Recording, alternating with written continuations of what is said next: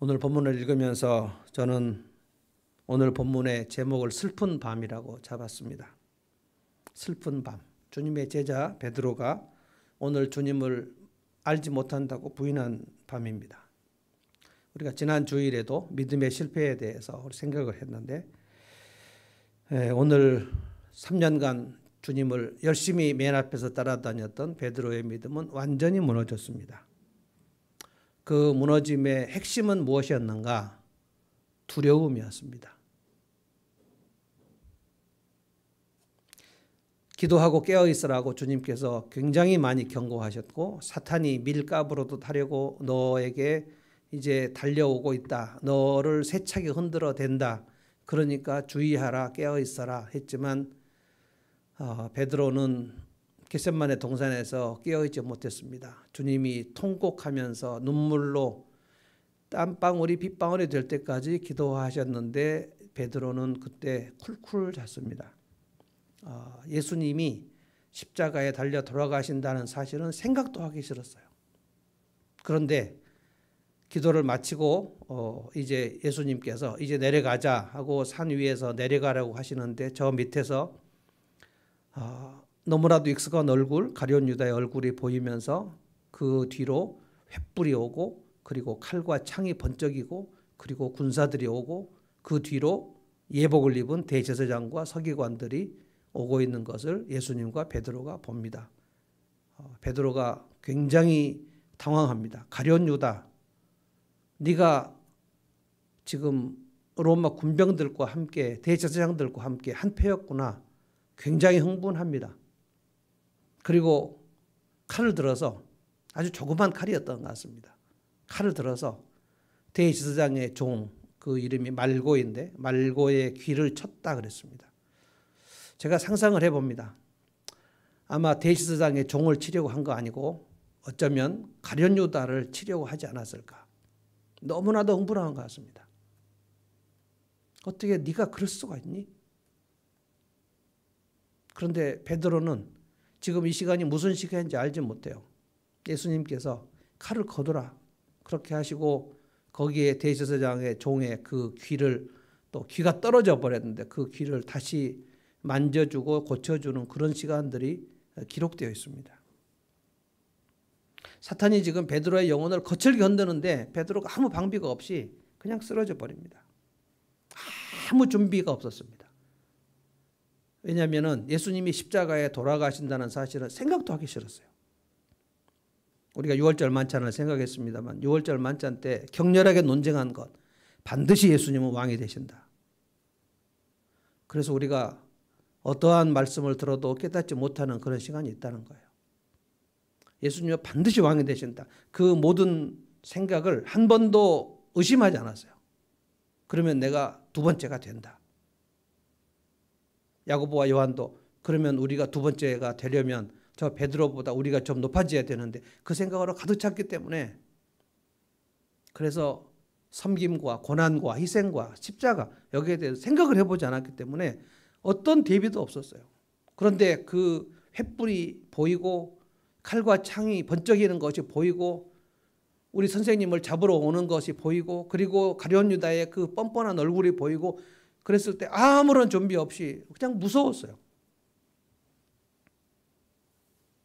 저는 아마 베드로가 가룟 유다 그 예수님 뺨에 입을 맞추는 것을 보면서 정말 흥분했을 거라고 생각합니다.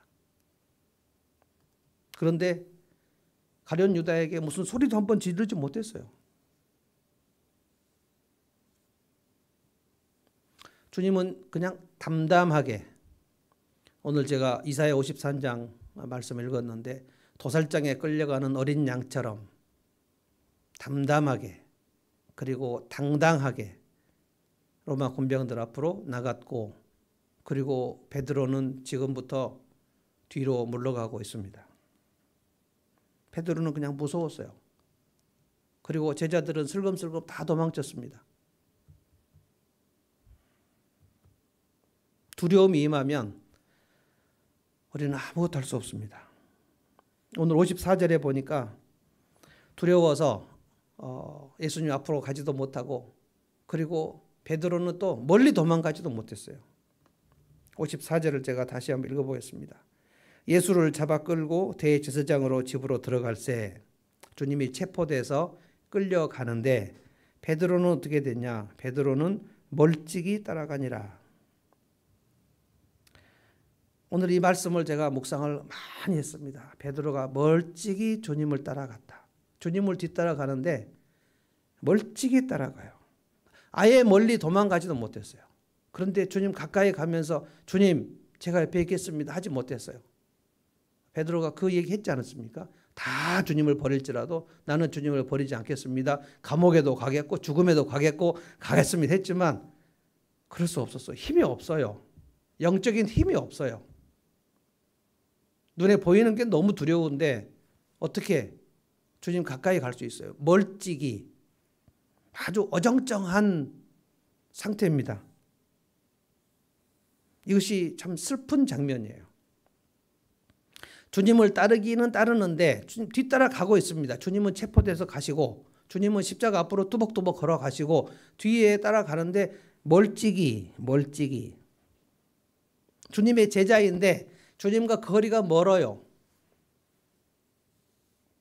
오늘 고난주간 두 번째 날 이 용어, 이 단어를 좀 생각을 많이 해봤으면 좋겠어요. 나는 주님을 멀찍이 따라가는가? 나는 주님을 아주 가까이 따라가는가? 베드로는 3년 동안 주님 앞에 가기도 하고 주님 옆에 서기도 하고 가장 가까이 주님을 모셨던 사람입니다. 소위 수제자, 성경에는 수제자란 말이 나오진 않지만 누가 봐도 베드로는 그냥 수제자였어요. 그래서 주님 최측근에 가장 가까이. 그런데 지금 모습을 보십시오. 베드로가 멀찍이 따라가니라. 주님과 거리가 멀어요. 예전에는 주님과 가까웠는데 지금은 주님과 멀어요. 주님과 거리가 먼 제자. 주님과 거리가 조금씩 멀어지면 이제 곧 있으면 베드로는 주님을 부인할 수밖에 없습니다. 나는 주님과 어느 정도 가까운가? 나는 주님을 따라간다. 그런데 나는 지금 멀찍이 따라가는가? 아주 가까이 따라가는가? 여러분 결혼 생활에도 부부가 가까이 한 집에 사는 것 같아도 심리적으로 거리가 멀어지면 멀찍이 거리가 생기면 그러면 그것은 심리적으로 별거와 같습니다. 한 집에 살아도 여전히 혼자 산 것 같은 느낌. 지금 주님이 베드로를 보실 때 주님은 지금 주님의 그 안테나 속에 베드로가 어디 있는지 다 지금 보이시거든요. 그런데 베드로가 저 멀찍이 지금 오는 것을 주님은 보십니다. 주님은 우리와 주님과의 거리도 다 보십니다.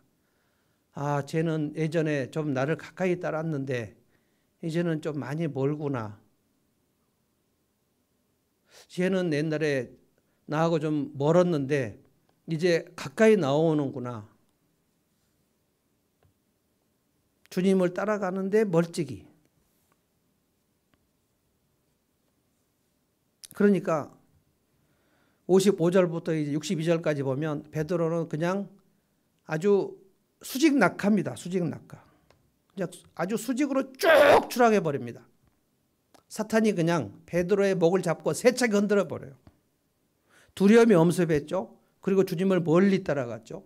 그러면 주님을 어떻게 주님의 제자인 것을 내가 세상 앞에 밝힐 그럴 힘이 없어요. 힘을 저장한 적도 없으니까 힘이 없는 건 당연합니다.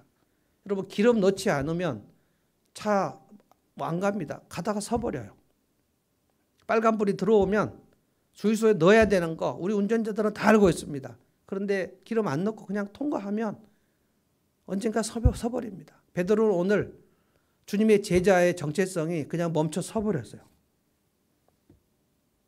갑자기 어떻게 담대해집니까? 주님과 거리가 멀어 있는데. 그런데 대제사장 집들에 불 쬐고 지금 어떻게 되는가? 멀리도 도망도 못 가요. 이게 어정쩡한 거예요. 되게 슬프다는 거예요. 이게 슬픈 밤이에요. 주님을 떠나지도 못하고. 우리 중에 그런 사람도 없습니까? 내가 아예 주님을 떠나지도 못하고 주님께 가까이 가지도 못하고 어정쩡하게 무엇인가 덫에 걸린 것처럼 좀 더 가까이 가고 싶은데 가지도 못해요. 근데 주님을 떠나지도 못해요. 아마 신자들 중에 그런 사람 정말 많을 거예요. 주님을 멀찍이 따라가는 사람들이 있습니다. 그런데 베드로 오늘 보십시오. 주님을 멀찍이 따라가다가 이제 3번 연거푸 주님을 부인해 버립니다. 한 여종이 베드로가 불빛을 향하여 앉은 것을 보고, 그러니까 베드로가 지금 예수님이 어떻게 되시는가 쭉 보고 있어요. 지금 도망도 못 가고 있어요. 불 쬐고 있는데 주목했다 그랬어요. 베드로를 주목해 자세히 봤다는 거예요. 많이 보는 거예요. 왜냐하면은 예수님이 다니실 때 맨 앞에서 호위대장으로 있었으니까 베드로의 얼굴은 다 알려져 있어요. 대제사장의 여종이 그 베드로를 보면서 이 사람이 저 예수와 함께 있지 않았느냐, 그와 함께 있었느니라. 그와 함께. 저는 오늘 이 말씀도 오늘 묵상을 많이 해봤습니다. 그와 함께. 3번 다 너도 그와 함께 있었지. 너도 그와 함께 있었지. 그거는 예수와 함께. 베드로가 지금 이것을 부인합니다. 나는 저 예수와 함께 있지 않았어. 나는 그와 함께 있지 않았어. 아니야, 너 그와 함께 있었잖아. 아니야, 난 그와 함께 있지 않았어. 저는 이게 참 슬픈 장면이라고 생각이 들었어요. 주님이 이 땅에 오실 때 우리와 함께 하시려고 아들 예수의 이름을 하나님께서 뭐라고 하셨냐면 그 아들의 이름을 임마누엘이라 하리라 그랬거든요. 하나님이 우리와 함께. 하나님이신 분이 우리 같은 이 미물 같은 우리들을 위해서 함께 하시려고 사람의 몸으로 오셨고, 그리고 30년 동안 나사렛 목수로 계시다가, 그리고 3년 동안 이제 공생애로 계시다가, 그래서 지금 주님은 베드로와 함께 내가 너희와 함께 있겠다. 그런데 베드로가 강력하게 부인한 것이 뭡니까? 나는 그와 함께 있은 적이 없어. 나는 한 번도 그와 함께 있은 적이 없다고. 주님은 내가 너희와 함께 하겠다. 아니 주님, 나하고 함께 하지 마세요. 내가 너와 함께 하리라. 아니에요 주님. 나는 예수와 함께 하지 않았다. 나는 네가 무슨 말 하는지 모르겠다. 완전히 부인해 버립니다. 3번째 59절입니다. 1시간쯤 있다가, 그러니까 상당한 시간이 흘렀어요. 이게 지금 밤새 주님이 그 신문 당하시던 그 시간에 베드로는 몇 시간에 걸쳐서 부인하고 핵심은 뭡니까? 나는 예수와 함께 있은 적이 없어.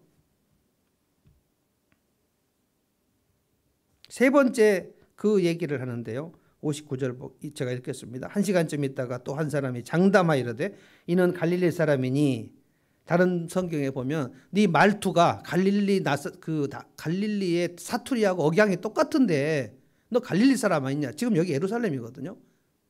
갈릴리는 저 북쪽이어서 우리로 말하면 함경도, 평안도, 평양 사람들이 얘기할 때 그 북한 사투리 우리 다 알지 않습니까?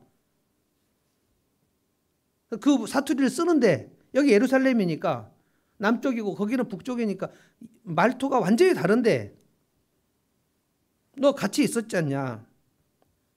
참으로 그와 함께 있었지 않았느냐? 예수님의 제자인 것을 인정해 주려고 그러는데 베드로가 이 사람아, 나는 네가 하는 무슨 말 하는지를 알지 못하겠다. 그 얘기를 하는데 닭이 울어요. 닭이 울어요. 예수님이 그 몇 시간 전에 겟세마네 동산, 그 몇 시간 전에 6월절 만찬 그 시간에 얘기했잖아요. 네가 닭 울기 전에 나를 3번 부인할 것이다. 근데 3번째 부인하고 있는데 닭이 울어요. 저는 이 닭이 우는 소리가 왜 이렇게 슬프게 들리는지 모르겠어요. 슬퍼요.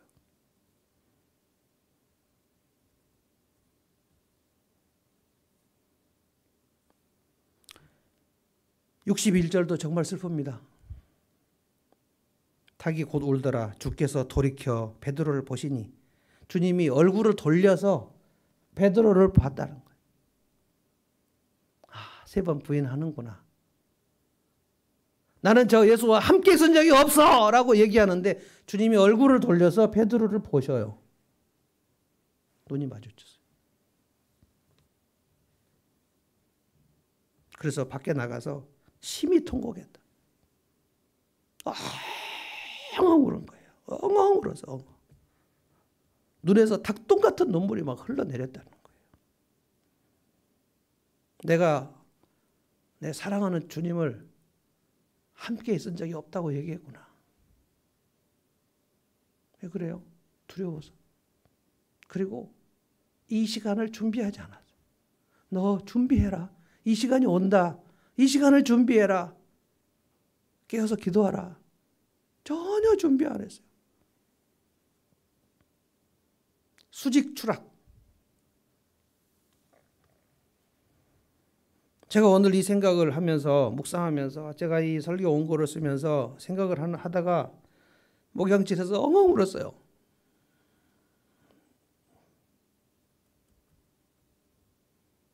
여러분 이런 경험을 우리가 하는 경우가 있습니다. 평생 어렸을 적부터 그걸 배꼽친구라고 하죠. 배꼽친구. 아주 중마고우로 초등학교, 중학교, 고등학교. 저는 그 친구가 한 명 있었는데 40대 초반에 그가 하늘나라 가가지고 지금도 생각하면 진짜 그 자식이 지금 있으면 얼마나 좋을까 그 생각하는데요. 만약에 그런 배꼽 친구 정말 같이 동고동락하면서 희노애락을 같이 하던 친구가 어느 날 내가 어려움에 딱 빠져 있을 때 나와 함께 하지 않고 나 저 친구 모릅니다. 저분이 누구죠? 난 저분 이름을 모르는데요. 저분이 저를 안돼요. 난 모릅니다. 모든 사람 앞에서 난 배영진 친구가 아닙니다. 난 저 사람 모르는데요.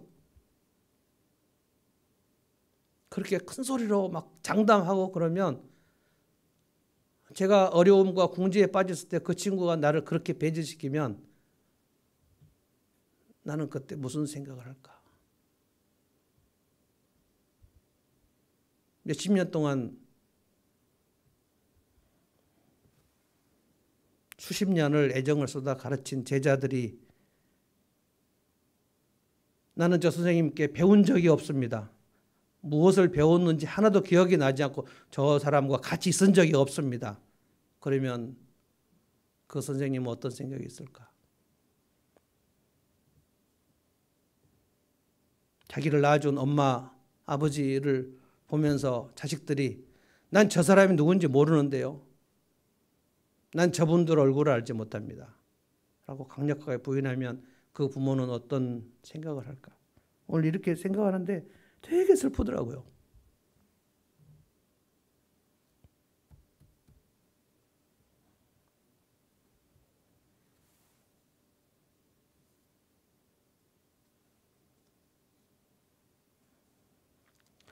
베드로도 정말 슬펐을 것 같아요. 내가 이렇게까지 무너지다니. 닭이 우니까 정신이 번쩍 나면서 더 이상은 부인할 수 없었고 막 바깥으로 나가가지고 심히 통곡했다. 어젯밤에 우리가 뭘 묵상했냐면 주님이 겟세마네 동산에서 심히 통곡하셨잖아요. 히브리서 5장 7절을 제가 말씀드렸죠. 주님이 이 땅에서 심히 통곡과 눈물로 아버지께 기도했는데 그날이 겟세마네 동산 기도거든요. 근데 주님이 그렇게 심히 통곡하시면서 겟세마네 동산에서 그렇게 기도하실 때 베드로는 거기서 쿨쿨 잤거든요. 그리고 지금 주님이 십자가 앞으로 걸어가시는데 나는 저 선생님을 본 적이 없습니다. 함께 있었던 적이 없습니다. 가르침을 받은 적이 없습니다. 나는 저분의 제자가 아닙니다. 얘기하고 나서 닭이 울고 그가 심히 통곡했어요. 왜 이렇게 통곡하는 시차가 다를까요? 주님이 통곡하실 때 베드로가 겟세마네 동산에서 좀 함께 통곡하면서 울면서 함께 주님의 저 십자가, 우리 주님이 십자가의 잔을 지실 때 그때 힘들지 않게 주님 도와주십시오. 하나님 도와주십시오. 그 기도를 할 수 없었을까요? 왜 기도할 시간에 그렇게 쿨쿨 자고 이제 와서 그렇게 통곡을 했을까요? 우리가 오늘 베드로가 왜 통곡했을까 생각해 봅니다. 아마 통곡하면서 6월절 만찬도 생각이 났을 겁니다. 이것은 내 살이다. 이것은 내 피다. 그렇게 주님이 살과 피를 주실 때 그 다 먹고 나서 우리 중에 누가 큰가? 그리고 막 격렬하게 논쟁했던 그것이 생각나지 않았을까요? 그렇구나. 주님 앞에서 우리가 너무 한 것 같다.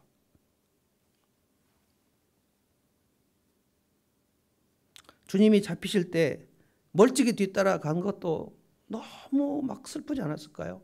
내가 좀 앞으로 갈 수 없었을까? 그리고 이제 주님이 3년 동안 베드로를 얼마나 많이 아끼셨습니까? 어디든지 베드로를 데려갔거든요. 베드로, 야고보, 요한. 그리고 베드로하고 주님하고 직접 둘이만 대면하고 얘기한 것도 정말 많아요. 주는 그리스도시요 살아계신 하나님의 아들이십니다 라고 얘기할 때 바요나 시몬아 너가 진짜 대답을 잘했다. 너무너무 막 마음이 시원해가지고 베드로를 칭찬하고.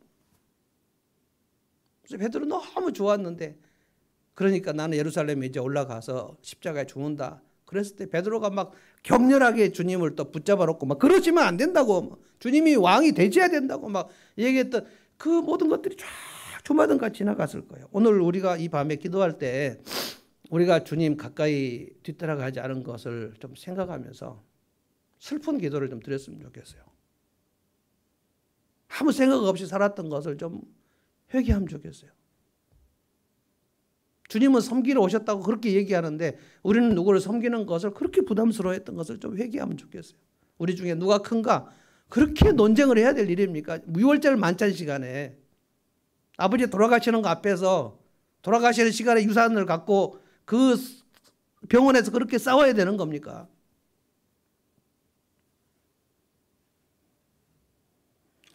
아마 베드로는 이 통곡한 시간을 평생 동안 잊을 수 없었을 것 같아요. 나중에 베드로전서, 베드로후서 쓸 때 사랑하는 자들아 하나님의 거룩하시 보는 너희를 권하노니 나그네 된 이 땅에서 너희가 거룩한 하나님의 백성으로 살아야 된다. 그렇게 얘기할 때 이날 통곡했던 거 나는 주님과 같이 있은 적이 없어요.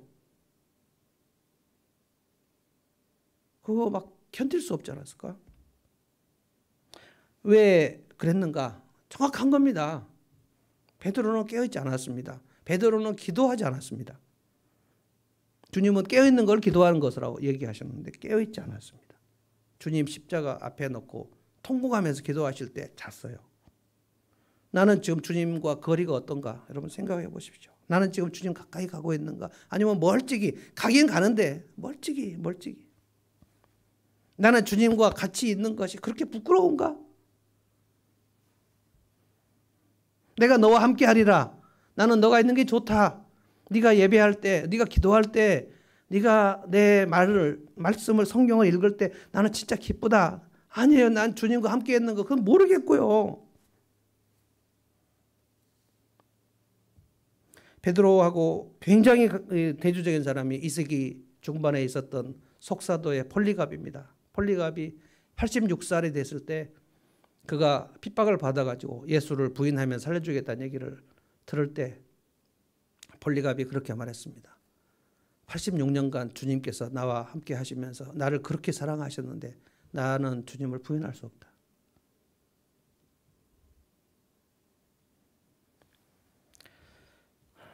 기도하겠습니다.